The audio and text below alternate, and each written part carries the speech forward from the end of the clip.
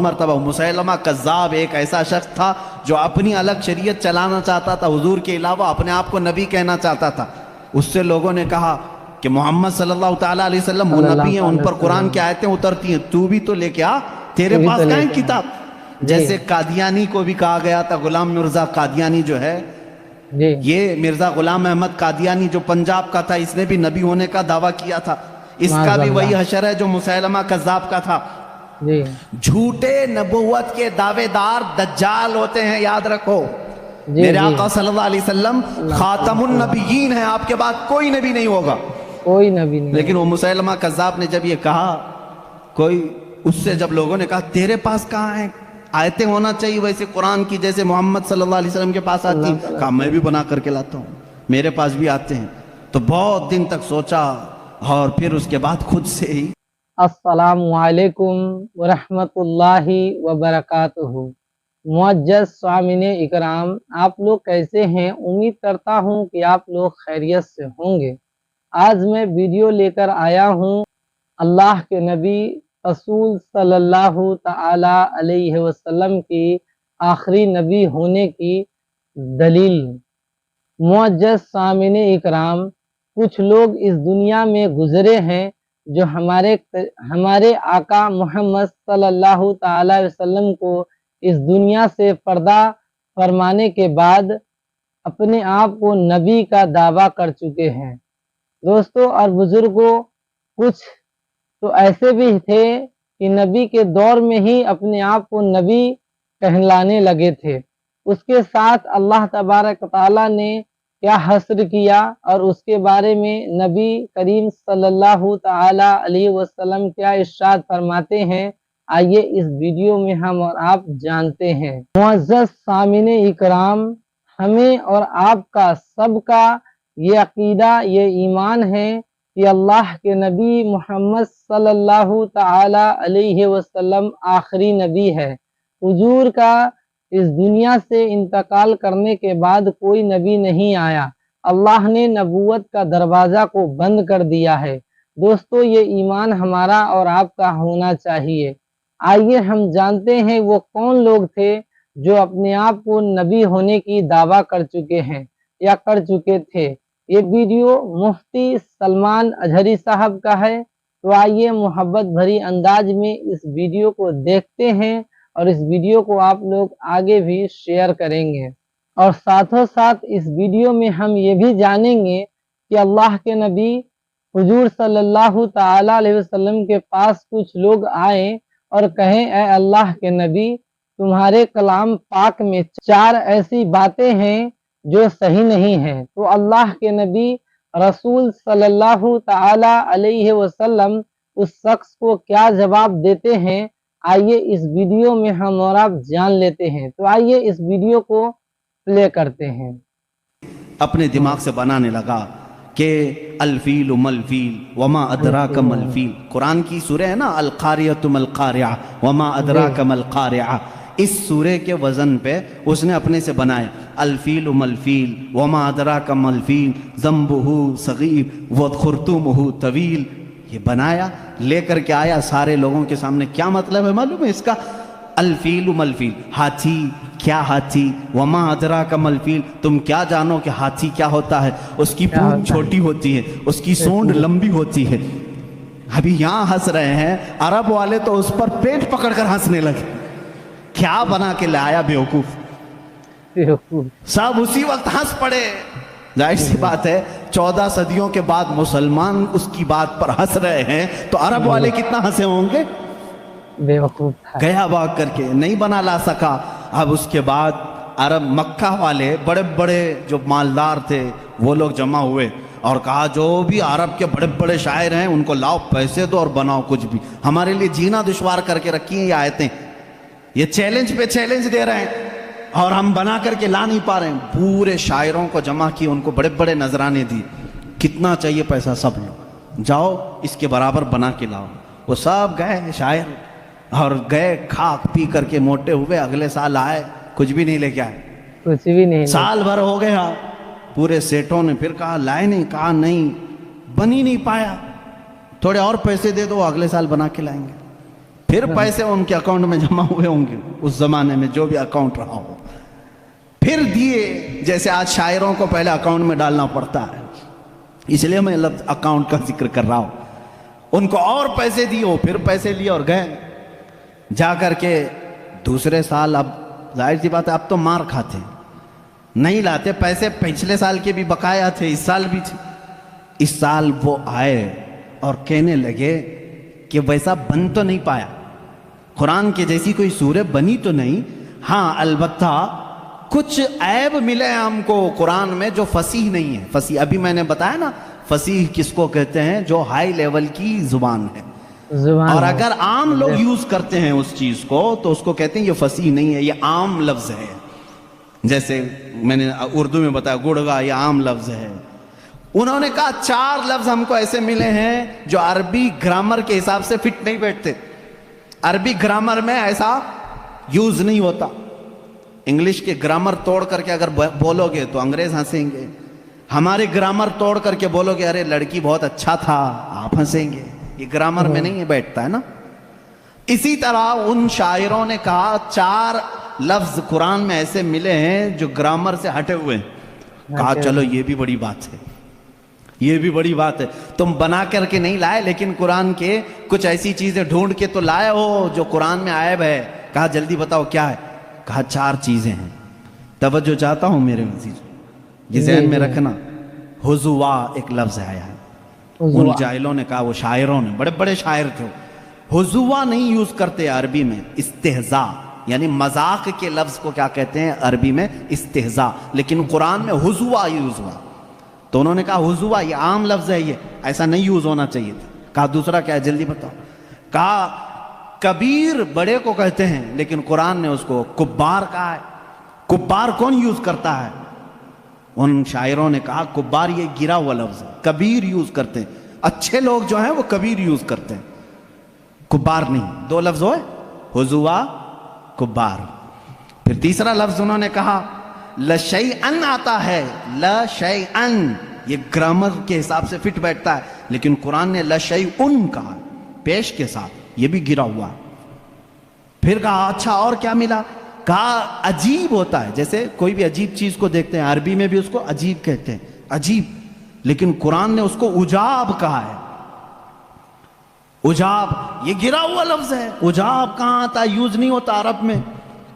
تو یہ سیٹھ لوگ بڑے خوش ہو گئے، چلو کچھ تو کمیاں ڈھونڈ کے لائے ہیں 2 سال کی محنت کے بعد، چلو محمد صلی اللہ علیہ وسلم کے پاس آئے، کہا ہے محمد صلی اللہ علیہ وسلم آپ کے چیلنج کو ہم نے ایکسیپٹ کیا، صورتیں تو نہیں لائے لیکن تمہارے قرآن میں 4 ایسی باتیں ہیں جو فصیح نہیں ہیں، عام ہیں، گرامر سے گری ہوئی ہیں۔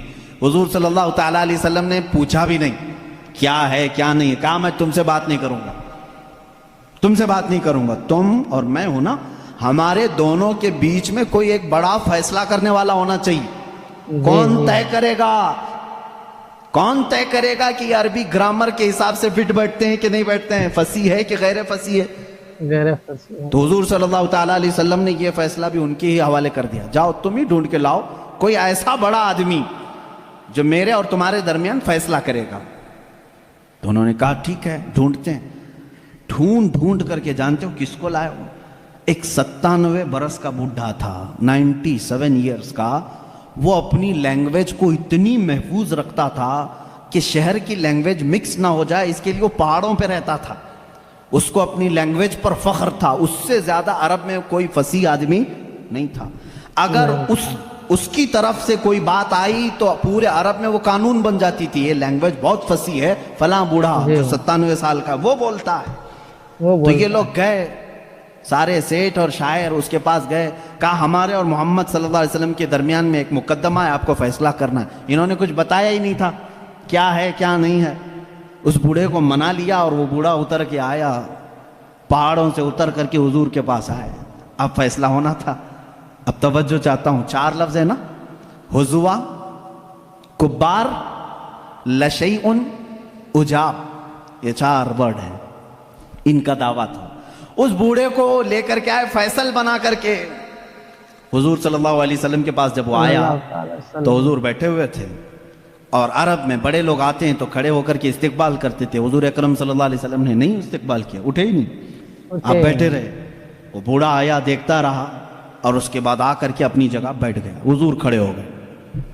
وہ جب بیٹھا حضور کھڑے ہو گئے. وہ بچک کر کے پھر کھڑا ہو گیا. بوڑھا تھا, حضور صلی اللہ علیہ وسلم بیٹھ گئے, پھر وہ بھی بیٹھا. تھوڑی دیر وہ ادھر بیٹھا تو میرے آقا صلی اللہ علیہ وسلم نے فرمایا نہیں نہیں نہیں, ادھر آ کے بیٹھو. اس کو اٹھایا, پھر ادھر بیٹھایا. تھوڑی دیر ابھی وہ بیٹھا تھا, پھر حضور نے فرمایا یہاں نہیں, ادھر آ کے بیٹھو, ادھر ہی ٹھیک تھا. اس کو پھر ادھر اٹھایا. بھائی 97 سال کے بوڑھے کو اگر بار بار اٹھاؤ گے بٹھاؤ گے سنک جائے گی, کیا ہوگا؟ پھر اس کے بعد اس کو حضور نے کہا تیسری مرتبہ, ارے نہیں آمنے سامنے بات کرنا اچھا, یہاں سے اٹھو سامنے آؤ. ارے میاں اب تو اس کی حالت خراب ہو گئی. اٹھا اور غصے میں بولنے لگا, یا محمد انی شیخ کبار اتتخذنی حزوا وان منکم ھذا لشیء عجاب. استعمال کر دیا. اس بوڑھے نے کیا کہا معلوم ہے؟ اے محمد انی شیخ کبار, میں بوڑھا آدمی ہوں, اتتخذنی حزوا, کیا تم میرا مذاق کر رہے ہو؟ وَإِنَّ مِنْكُمْ هَذَا لَشَيْءٌ عُجَابٌ, اور ایسا معاملہ تمہارے سے یہ بہت عجیب لگتا ہے. چاروں ورڈ اس نے ایک جملے میں یوز کیے. حضور اکرم صلی اللہ علیہ وسلم نے ان شاعروں کی طرف دیکھا, لائے بھی تو اس کو لائے ہو جو قرآن کی باتیں ہی یوز کر رہا ہے. قرآن حق ہے. بیچارے اب ان کے پاس منہ جھکا کر جانے کے علاوہ کیا چاہ رہا تھا؟ فیصلہ ہو گیا اس دن. یہ بوڑھا جو بات کہتا ہے وہ فصیح بات کہتا ہے. بعد میں اس بوڑھے کو پتہ بھی نہیں تھا کہ یہ لوگ لائے کس بات کے لیے تھے, کس چیز کا فیصلہ کرنے کے لیے لائے تھے. ہو سکتا ہے بعد میں جا کر کے اس کو بہت جھگڑا ہوا ہوگا کہ ہم تو یہی 4 باتوں کو یہاں پر تمہیں بتانے کے لیے لائے تھے کہ قرآن میں غیر فصیح وہی بول کے آ گئے. خیر یہ ایسا ہی ہوا جیسے کسی بچے کو باپ یہ کہہ کر کے گھر پہ آنے والے سے کہتے ہیں کہہ دینا ابا سو رہے ہیں. ہاں سامنے کوئی گھر کے باہر آتا ہے تو بچہ جا کر کے کہتا ہے ابا کہہ رہے ہیں ابا سوئے ہیں. یہی بات ہوتی ہے. اسی طرح سے اس کے ساتھ بھی معاملہ ہوا ہوگا. بہرحال قرآن کا چیلنج برقرار رہا اور آج تک باقی ہے. آج کے اس ڈیجیٹل لائف میں بھی کوئی قرآن کا یہ مثل لا نہیں سکا, نہیں لا سکا. وہ کتاب تمہارے پاس ہے میرے عزیزو. اللہ رب العزت نے اس کتاب کے اندر کتنے علوم کا سمندر رکھا ہے, کبھی آپ نے سوچا ہے؟ یہ وہ لوگ تھے جو عرب لا نہیں سکے, لیکن جو سمجھ بوجھ رکھتے تھے انہوں نے قرآن کا مطالعہ شروع کیا اور اس میں سے جواہر نکالے, موتیاں نکالی. اب مختصر میں ذکر کرتا چلا جاؤں گا. سارے علوم قرآن میں ہیں. میں اس کو کالج کے جو اسٹوڈنٹس ہیں یا جو پروفیسرز ہیں یا جو لیکچرر ہیں یا جو ڈاکٹرز ہیں انجینئر ہیں جو بھی ہیں وہ آج میری اس تقریر کے مخاطب ہیں. سنو, قرآن پاک میں وہ علوم جس کی ایجاد آج کے زمانے میں کہی جاتی ہو, میں 14 صدیوں پہلے کی ان آیات میں تمہیں صاف واضح بتا سکتا ہوں کہ کون کون سے علوم قرآن میں آئے ہیں. آپ نے شاید پہلے دن ہی سنا ہوگا آسٹرونومی. یہ وہ علم ہے جو علم الفلکیات جس کو کہتے ہیں, آسمان کائنات کا علم. کائنات کا علم, آسمانوں میں کیا ہے, گیلیکسی میں کیا ہے اور کیسے دنیا وجود میں آئی, اس علم کے جاننے والے آسٹرونومی کہلائے جاتے ہیں. آسٹرونومی کے بیسک فارمولے قرآن پاک میں ہے. جانتے ہیں آپ آسٹرونومی کی سب سے بڑی تحقیق کیا ہے؟ ان سائنسدانوں کی سب سے بڑی تحقیق یہ ہے کہ ایک شخص ہے انگریزوں کا جس کو یہ کہا گیا اسٹیفن ہاکنگ. یہ 1925 کی بات ہے جس نے سب سے پہلے یہ کہا کہ کائنات پھیل رہی ہے. 1925 میں 1925 میں سب سے پہلے اس نے یہ کہا میں دیکھ رہا ہوں گیلیکسی میں سٹارز دور دور ہو رہے ہیں اور پھیل رہی ہے یہ کائنات. اس نے وسعت کائنات کا نظریہ سب سے پہلے دیا. اور قرآن کہتا ہے وَالسَّمَاءَ بَنَيْنَاهَا بِأَيْدٍ وَإِنَّا لَمُوسِعُونَ, آسمان کو ہم نے اپنے دست قدرت سے بنایا ہے اور اس کو ہم قیامت تک پھیلاتے رہیں گے. سبحان اللہ. قرآن کہہ رہا ہے اس کو ہم پھیلاتے رہیں گے. اور یہ ہے آسٹرونومی کے لیے یہ جو جس کا نام میں نے لیا ہے اسٹیفن ہاکنگ. اس نے کہا یہ 20ویں صدی کی سب سے بڑی تحقیق ہے، سب سے بڑی تحقیق ہے۔ مجھے معلوم نہیں 14ویں صدی میں، 14 صدی پہلے ہی یہ تحقیق اللہ کے کلام میں آ چکی۔ عزیزان گرامی، اور یہ آپ کو بگ بینگ کا جو میں نے بتایا تھا فرسٹ ڈے، آپ نے سنا ہوگا، اس زمانے میں نہیں بلکہ یہ بگ بینگ کا جو وہ لایا ہے جس نے آسٹرونومی میں، جو سب سے پہلے سائنسدان نے کہا کہ پہلے یہ زمین آسمان سب چیزیں ایک ہی تھیں، ایک بڑا دھماکہ ہوا، اس سے پوری کائنات پھیلی۔ ان کا اب جا کر کے یہ نظریہ ہوا کہ ایک بڑا دھماکہ ہوا، اس کے بعد سب چیزیں الگ ہو گئیں، چاند الگ ہوا، تارے الگ ہوئے، اور سورج الگ ہوا، زمین الگ، آسمان الگ۔ اس تھیوری کو قرآن نے خود بیان کیا ہے۔ اولم یر الذین کفروا ان السماوات والارض کانتا رتقا ففتقناہما۔ اللہ فرماتا ہے اے محبوب کیا نہیں دیکھتے وہ کافر اب بھی انکار کر رہے ہیں، زمین اور آسمان ملے ہوئے تھے، ہم نے ان کو پھاڑ کر کے الگ کیا، پھاڑ کر الگ کر دیا۔ فتقناہما، فتق کہتے ہیں ایسا زور کا دھماکہ ہونا اور جھٹکا دینا جس سے ساری چیزیں بکھر جائیں، اور قرآن نے اس بگ بینگ کا ذکر کیا ہے۔ یہ اور بات ہے کہ اس کی تحقیقات اور ہوتی رہیں گی۔ آسٹرولوجی جس میں علم نجوم ہے، اس کے متعلق بھی میں نے بتایا تھا کہ ستاروں کے متعلق بلیک ہول کا تذکرہ سورہ واقعہ میں موجود ہے۔ اللہ فرماتا ہے لا اقسم بمواقع النجوم، قسم ہے ان جگہوں کی جہاں جا کر کے ستارے فنا ہو جاتے ہیں، اس کو آج سائنسدان بلیک ہول کہتے ہیں۔ یہ آسٹرولوجی ہے۔ اور بوٹانی جانتے ہوں گے آپ، علم نباتات، پودوں کا علم، یہ ایک پورا باضابطہ ایگریکلچر، اس پر تو یونیورسٹیاں قائم ہیں جس میں پودوں کی نشو و نما کے متعلق تحقیقات ہوتی ہیں، اور قرآن اس کی تمام تفصیلات بتا رہا ہے۔ وَمِن كُلِّ الثَّمَرَاتِ جَعَلَ فِيهَا زَوْجَيْنِ اثْنَيْنِ۔ اللہ فرماتا ہے ہر پھل میں ہم نے میل اور فیمیل رکھا ہے۔ آج کے سائنس کہہ رہا ہے ہر درخت میں میل اور فیمیل ہوتے ہیں۔ یہ قرآن کے وہ علوم ہے۔ بوٹانی اس علم کو کہتے ہیں نا، اب میرے پاس اسٹوڈنٹس ہوں گے کوئی ایگریکلچر کے، درخت۔ سبحان اللہ۔ ناظرین، آپ لوگوں نے دیکھا کہ اللہ کا کلام قرآن شریف وہ کتاب ہے جس میں شک اور شبہ کا کوئی گنجائش نہیں۔ اللہ نے اپنے کلام پاک میں ہر علم کا بیان رکھا ہے، ہر علم کا جواب رکھا ہے۔ بس اتنا ضرورت ہے دوستو کہ ہم اور آپ قرآن شریف کو پڑھیں اور اپنے قرآن شریف کے بارے میں جانیں کہ اللہ نے ہمیں اور آپ کو کیا حکم دیا ہے، کون کون سی نعمت عطا کیا ہے، اور کیا حلال ہے اور کیا حرام ہے۔ دوستو ہم یہ امید کرتے ہیں کہ یہ ویڈیو آپ کو پسند آئی ہوگی۔